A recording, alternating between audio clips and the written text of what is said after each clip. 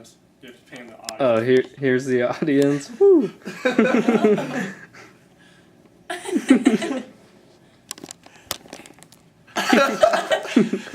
All right. Yep. All right. I actually had a really difficult time trying to decide what I wanted to talk about because my interests have changed a lot as I've grown up. Growing up, I was really interested into a lot of different sports, but I've grown out of that a lot. And I used to be a huge KU fan, but I ended up coming to K-State, so that didn't end up panning out. And but I realized that I've always been interested in how things work, and so I realized that my passion was actually engineering. It made sense because of how much time I spend working on it, like with schoolwork and with my summer internship.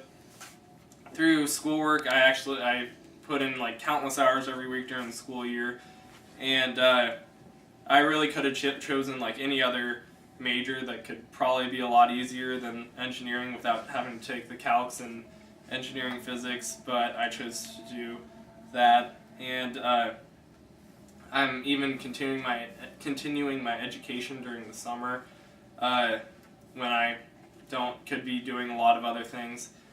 I'm also doing my summer internship this summer. I'm working for the City of Overland Park as a pavement condition evaluator.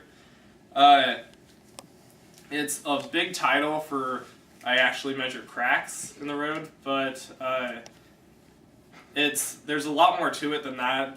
We have to do a bunch of different things, like we have to find the cracks in the road or distresses in the road, and we have to classify what kind of crack or distress it is, its severity, and then also the quantity that it's in. You might see a lot of us on the streets, if you do live in Overland Park, will be wearing stuff similar to this. I know it's really cool. And working out the heat, it's something that you'd really have to be like motivated to be doing, and you have to deal with a lot of people complaining. One thing that I always have to do is throughout the day, I always have to, at least for 30 minutes of the day, I'm explaining to people what we're actually doing because everyone happens to have questions, or either that or they're complaining to us of why the roads look how they do, but it actually isn't our fault.